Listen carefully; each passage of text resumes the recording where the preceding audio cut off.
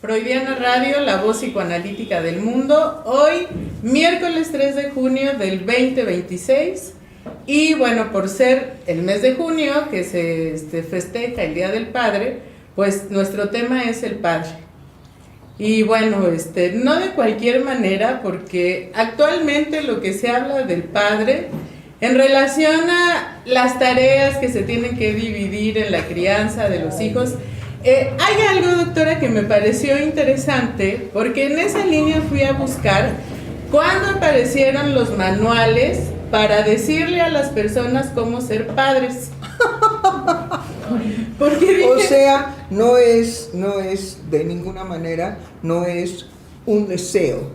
Exacto. Un deseo inconsciente que se presenta en la conciencia como un deseo consciente. Deseo ser padre. No, ya me hicieron padre. Ajá. Sino que son cosas completamente diferentes y que ha habido grandes trastornos sociales, Sí. porque las mujeres, es verdad que las mujeres utilizaban el embarazo, ¿sí?, para pescar, así se decía, para coger, para pescar un hombre, sobre todo si ese hombre tenía un buen respaldo, ¿sí? Y el buen respaldo, pues, es el dinero. Entonces, los hombres, en relación a su deseo sexual, tenían que enfrentar, o se iban con prostitutas, en donde estaba, digamos, pero por supuesto, hirviendo, la sífilis, la gonorrea y muchas otras enfermedades de transmisión sexual, o tenían a la novia, ¿sí?, pero la novia tenía otras ambiciones. Entonces la novia pues se embarazaba y ¡ay! Pues estoy embarazada. Bueno, en fin. Pero de ahí, ¿cuándo empezaron los manuales para...? En el siglo XX, Claro, más el o siglo menos XX. en la época de la Segunda Guerra Mundial, y tiene que ver con una serie de sucesos históricos, porque ocurrieron varias cosas, no solamente la importancia de la guerra y lo que la guerra produjo, también la inclusión de la mujer en la industria. Claro. Pero hay algo en relación a la juventud, de cómo a través de la historia de la humanidad se piensa en determinados acontecimientos que ocurrieron, que la juventud está perdida, o que la juventud está degradada, o que ya los jóvenes no respetan a los viejos. Es algo que no es reciente, sino que encontré incluso que en la antigua Grecia Aristóteles se quejaba de que los jóvenes no respetaban a los mayores, por ejemplo.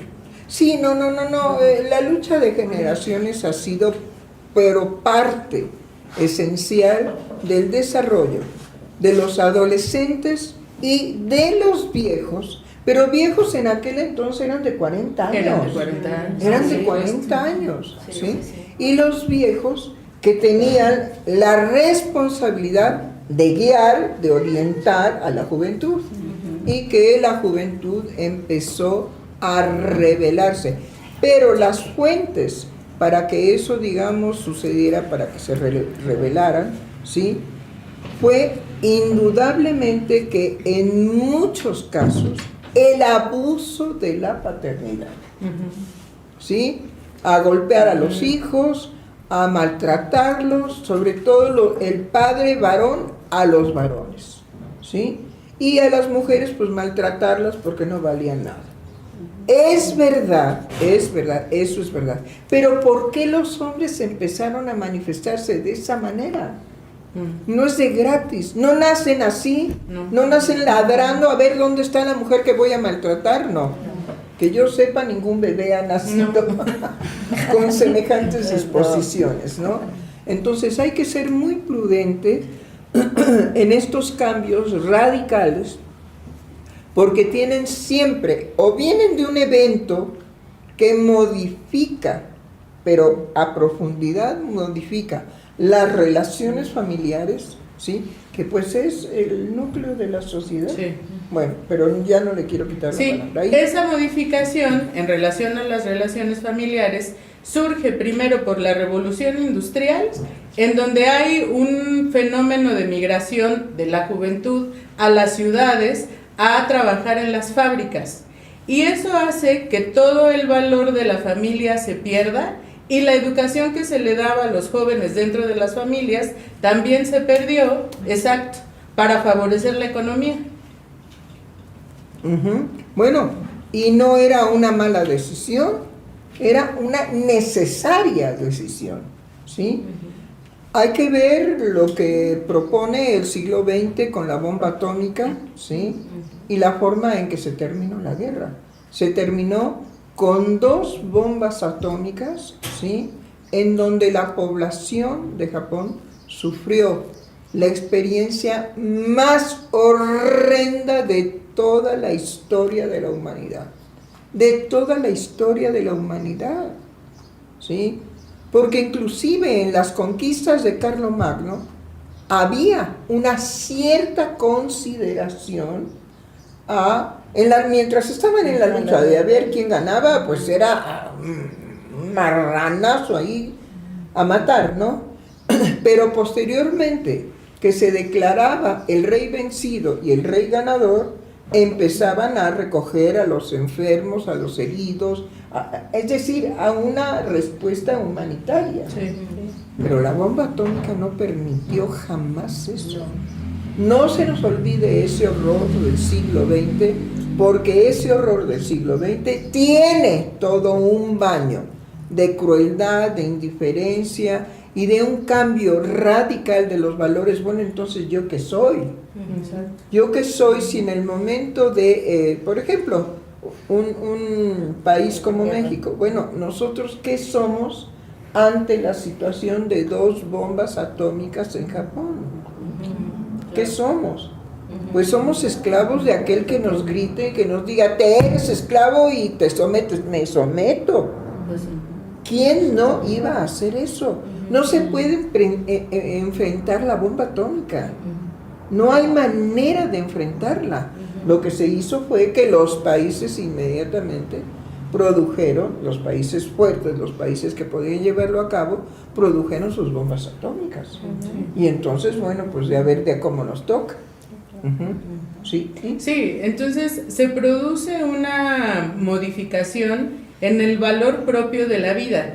Claro. Es decir, entonces, a partir de eso, todo lo que el ser humano ha sufrido una transformación radical. Entonces, ¿cómo no, a partir de ese empuje de la ciencia, porque creo que tiene que ver con el empuje de la ciencia, que lo importante ahora es la más alta tecnología, la economía afectada por la ciencia, por la tecnología, una serie de cosas en donde ya lo realmente humano y el valor del humano es lo que se ha perdido? Es que queda desplazado. ¿A quién le va a importar, ¿sí?, la necesidad del avance de la ciencia? Porque es la ciencia, el avance de la ciencia, ¿sí?, puede eclipsar. No tengo yo el dato en este momento fresco de cuántos millones de personas murieron, ¿sí?, en Hiroshima y posteriormente en Nagasaki, ¿sí? Si juntamos las 2 bombas atómicas, Dios, y en un instante, porque sí saben lo que es lo que produce la bomba atómica, es decir, la desorganización del núcleo, ¿sí?, de los átomos. Eso es. ¿Sí? Cuando se pensaba que era indivisible, bueno, había seguridad. Pero en cuanto la ciencia avanzó y se entregó esa ciencia a la guerra, pues vimos lo que pasó. ¿Sí? Entonces ni siquiera hay tiempo de saber qué me pasó. No, uno explota. Bueno, y el valor de lo humano se perdió en aras de la ciencia. Sí, y así fue, bueno, finalmente como llegamos a necesitar un manual que diga cómo atender a un bebé recién nacido y cómo ser padre. ¡Qué barbaridad! Lo que antes se hacía por amor, ¿Me explico? Lo que anteriormente se hacía por amor. Porque las mujeres quisieran o no quisieran ser madres, alcanzaban un estatus si eran madres. Ahorita me acordé de la intervención de nuestra radioescucha que dijo, yo nunca deseé ser madre y soy muy feliz. Bueno, anteriormente a la posibilidad de desear o no desear, era, digamos, el destino de las mujeres. Y siendo un destino de amor, porque no se esperaba, ¿sí?, que fuera en la línea del deseo, ¿no?, sino era el destino. ¿Para qué soy mujer? Yo ya conozco mi destino. Es para casarme, para tener hijos, cuidarlos, el hogar, el esposo, ¿sí?, y si no, cuidar a mis padres. Y si no, ser una solterona amargada. Sí, ese era el destino de las mujeres, ¿sí? Bueno, cuando esto se modifica, entonces ya la mujer puede desear o no ser madre. Es lo que está, digamos, vigente en la actualidad. Pero yo nada más voy a hacer una pregunta. ¿Acaso alguna mujer sabe cómo se construye, cómo se constituye el deseo de ser madre? No. Digo, porque se puede decir, ay, qué ganas tener un bebé. No, ganas no es deseo, ¿eh? No, cuidado con eso. Bueno, ni tampoco es lo que recogemos de la clínica infantil cuando la niña desde muy pequeñita dice que tiene a sus peluchitos como sus hijos, o que siempre que ha querido ser madre más adelante que lo pueda verbalizar. O sea, esa fantasía corresponde a otra relación que no tiene nada que ver con el deseo, cómo se gesta el deseo. No, definitivamente no. Pero como los discursos se encargan de generar todo y de confundir todo, pues sí, a mí me parece que nunca deseé ser madre y soy muy feliz.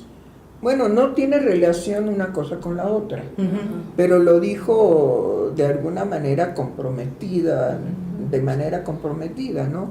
Y soy muy feliz, pues como si el deseo de no ser madre le provocara una infelicidad.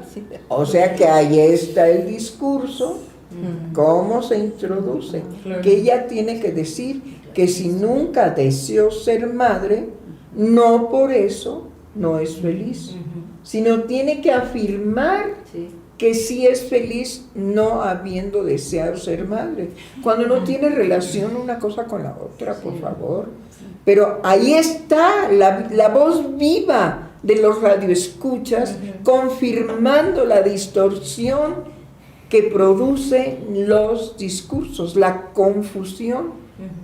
Con que ella hubiera decidido, bueno, yo nunca decido. ¿Ven? Eso es problema del discurso. Bueno, si ella con solo haber dicho, nunca deseé ser madre, ya, esa es una cuestión, una postura legítima. Pero agregarle y soy muy feliz, ahí ya hay, digamos, una amenaza del discurso. Y hay una distorsión del discurso, ¿sí? Tienes que predicar que eres feliz porque no deseas ser madre. Y bueno, pues ahí anda. ¿Tú deseas ser madre? No, soy feliz. Yo soy madre y soy feliz. ¿Tú deseas ser madre? No, y soy feliz. No, pues no. Doctora, en ese sentido que va diciendo de la distorsión del discurso, cómo se distorsiona el discurso y es lo que impera, yo me fui a investigar sobre el machismo, porque es algo pues que actualmente las mujeres quieren de alguna manera pues derribar y unen a todo hombre, el machismo. Entonces yo me fui al origen del machismo y tiene que ver desde la época de la conquista. ¡Ay, llegaron los machos de España! No, a mí se me hizo un recorrido muy lindo, porque tiene que ver con un acontecimiento, así como las bombas atómicas, la conquista como acontecimiento que marca al indígena mexicano, pero el macho viene no del indígena. No, claro que sino no. viene del... Nosotros tenemos cultura, señores, tenemos cultura. Vean nada más las pirámides. Ay, sí. ¿Sí? Ajá. ¿Y? Viene del mestizo, es decir, ya de la combinación entre el indígena y el español. Pero la connotación... Que era degradado. Que era degradado. El macho viene del mestizo, que por un lado lo querían ver como vulgar, como el pobre, el mal hablado, pero por otro lado también se va posicionando como el macho revolucionario, ese mestizo que lucha contra el traidor, aquel que quiere vender la patria, la tierra, y de ahí se va gestando el hombre viril, fuerte, que da la vida por la tierra, que se sacrifica en función de la nación. Bueno, vean qué diferencia hacer el golpeador sistemático de la mujer. Sí. Porque ahí está otra deformación, digamos, del machismo. El machismo, nos está diciendo nuestra colega, no nace así. Nace completamente a favor de que el macho es, sí, el no letrado, el no refinado.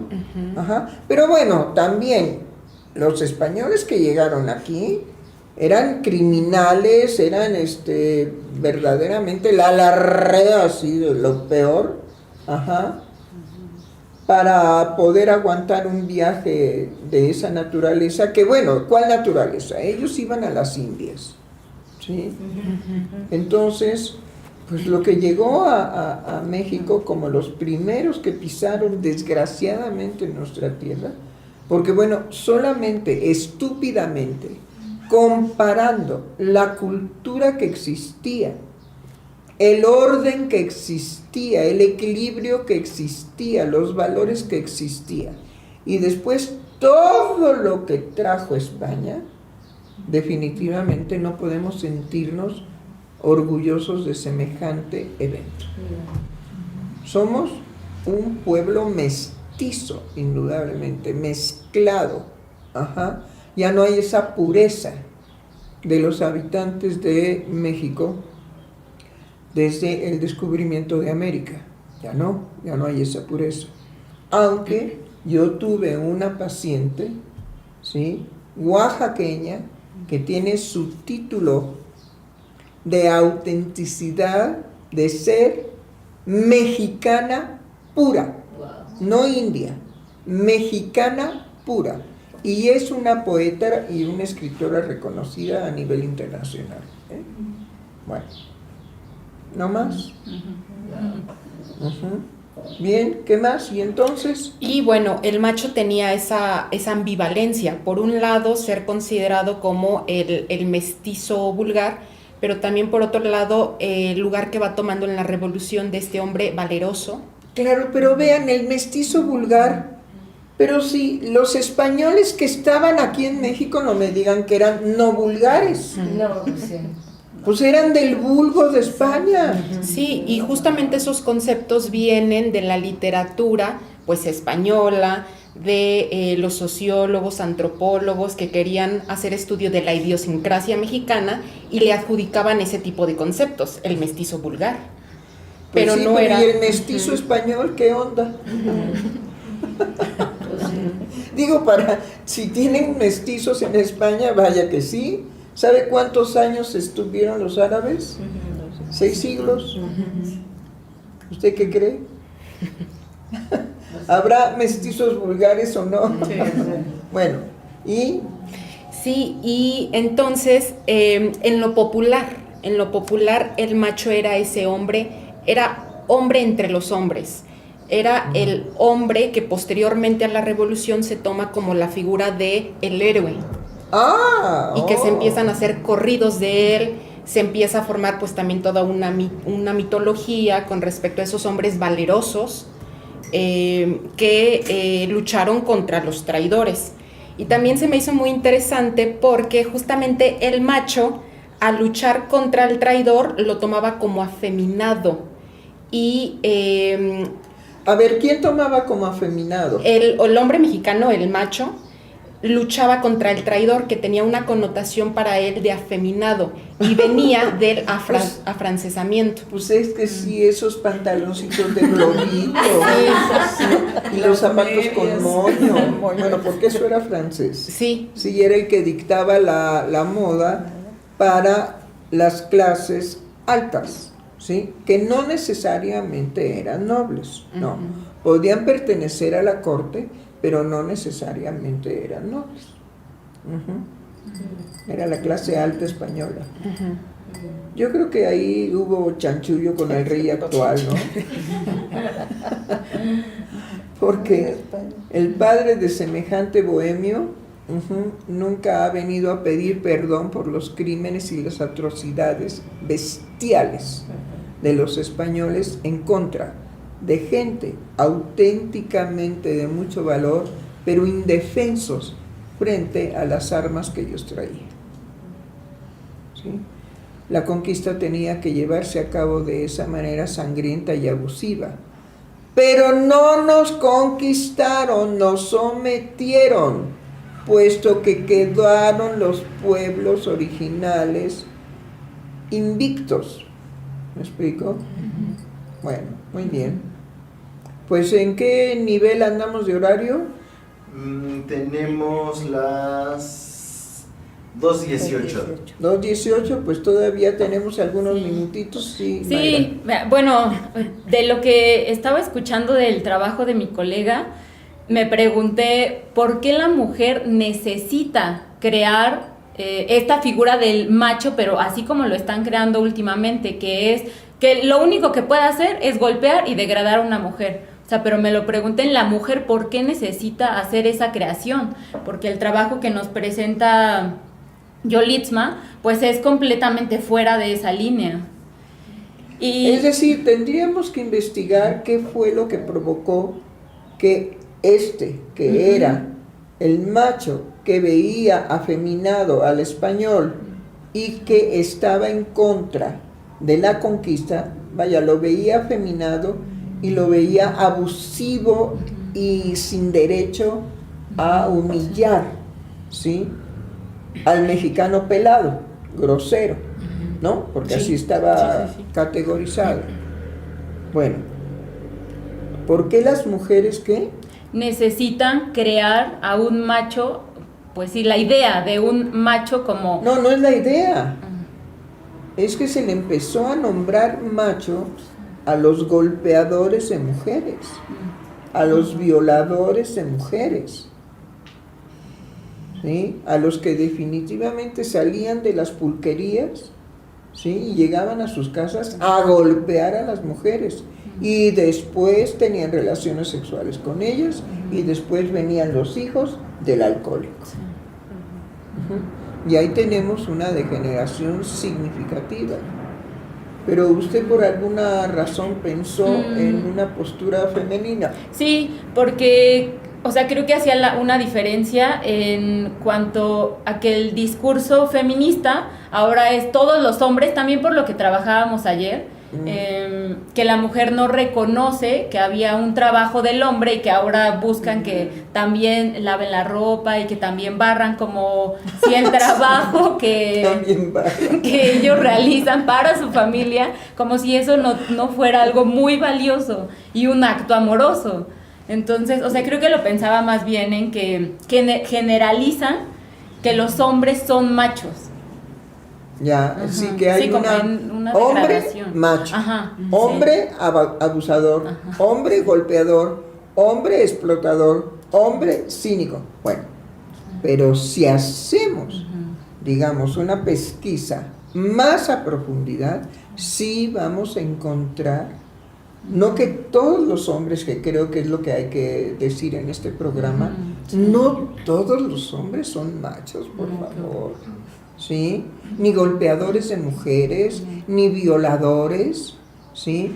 Hay que ver, por ejemplo, el acto de este joven que va y apuñala al nuevo pretendiente o novio de la que había sido su novia, lo apuñala, lo mata y luego intenta él suicidarse, ¿se acuerdan? Sí, sí, sí. De ese caso. Sí, el del CCH. Ah, ¿de dónde? Del CCH Sur. Ahí está, del CCH Sur. Veamos la diferencia de este joven que va y acuchilla al novio. Sí. Bueno, no sé si lo mata o no. Sí, Sí, lo mataron. sí, Ah, lo mató. Sí, lo mató. Y de ahí él intentó suicidarse. Ay, qué héroe, ¿no? Era un héroe de la patria. Sí. Sí, bueno, ¿por qué se ha llegado a tal descomposición, sí, en los jóvenes? ¿No? Y ahora tenemos grupos en donde pueden agredir a las mujeres porque son los feos que no soportan las mujeres, ¿no? Sí, sí, Pero no les dicen feos, les dicen horribles. No. Pero ¿cómo les llaman? Célibes involuntarios. Célibes involuntarios. Sí. Ajá. ¿Célibes? Ay, no les creo. Involuntarios, además. Voluntarios.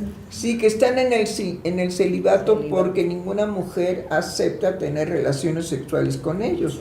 No creo, porque inclusive en el folclore mexicano, Claro. por eso me quedé célibes, por eso me quedé pensando, porque en el folclore mexicano hay una canción hermosísima, no sé si la puede conseguir Omar para que lo oigamos rápidamente, del feo. Del feo. Yo soy un feo que sabe amar, ¿sí? Y pues esa era, inclusive el feo tenía esa posibilidad. Pero ¿qué le ofrecía a la mujer? Soy feo, pero sé amar. Con todo su corazón. Con todo su corazón. Ajá, sí. Y te llevaré al altar. Bueno, entonces, ¿por qué también no nos fijamos en todas estas cosas que han existido y que yo creo que deben de seguir funcionando? Sí. Pero los discursos pretenden una desviación y una dominación realmente que con consecuencias muy graves y severas. ¿La encontró? Un segundo. Un segundo, bueno. ¿Qué más? ¿Alguien más? Y con toda la generalización de los discursos, es decir, como nada más por el hecho de ser hombre, bueno, pues eres violador, eres golpeador, eres homicida de un feminicidio, porque nada más... Pero eso no detiene a las mujeres. No. Ahí tenemos, bueno, el discurso puede organizar un hombre de este tipo. Sí. ¿Sí? Sí. Pero eso no detiene a las mujeres. Si no, no habría ni una sola golpeada. Sí. No, y al Ni día de muerta, hoy escuchas, tampoco. se lo digo porque el domingo que me encontré con dos Por chicos allá más o salió, menos de mi ¿verdad? edad. ¿Cómo? Un segundo. Sí, pero la voy a... Sí. El domingo que me encontré con dos primas de mi edad, las dos mencionando del fracaso de su matrimonio, las dos mencionaron la palabra soportar. Entonces cuando las dos lo dijeron, dije, a ver, no, momento, espérense, yo ya no puedo escucharlas más, porque ¿qué las hizo soportar? Las dos se quejaban de una infidelidad cada una de su marido. Les dije, pero es que esto nunca hubiera sucedido si ustedes no soportan ni una. Es justamente borrar la participación de la mujer para haber llegado al punto de la infidelidad que ellas decidieron soportar otros 10 años más. Sí, pero no es un soporte, es un cálculo de la mujer. Sí, claro. La mujer calcula, ¿sí? Sí, porque si no, entonces le quita toda la participación y toda la satisfacción Toda. que tiene la mujer en Sí. ese soporte. Sí. Sí. Pues sí, Soporto porque soy, pero como la Malinche, que tuvo que soportar. No, por favor, eso es tan falso Sí. como tantas cosas que las mujeres dicen. Es que es una característica de lo femenino, no es degradarlas, es que es una característica de lo femenino. La mujer con mucha facilidad se miente a ella misma y miente en la sociedad. ¿Sí? ¿Ya le encontró? Ya. A ver. A ver, ahí va.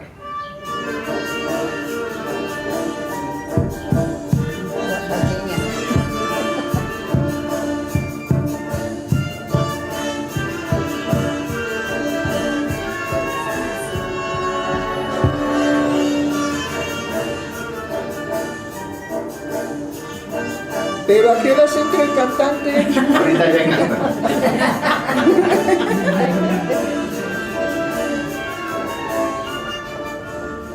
Si te hablan de mi mujercita, si alguien habla de mí en tu presencia, diles que yo soy tu negro santo. Yo soy tu negro santo. Yo soy tu negro santo. Yo soy un feo Que sabe amar con todo su corazón y te llevará a la verdad. Yo soy un feo que sabe amar con todo su corazón y te llevará al altar. Ya con eso suficiente. ¿Sí? Ahí está cómo el hombre podía ofrecer no solamente su fealdad, sino su amor, que es lo más valioso para una mujer. ¿Qué? Pues que la ame, que la ame.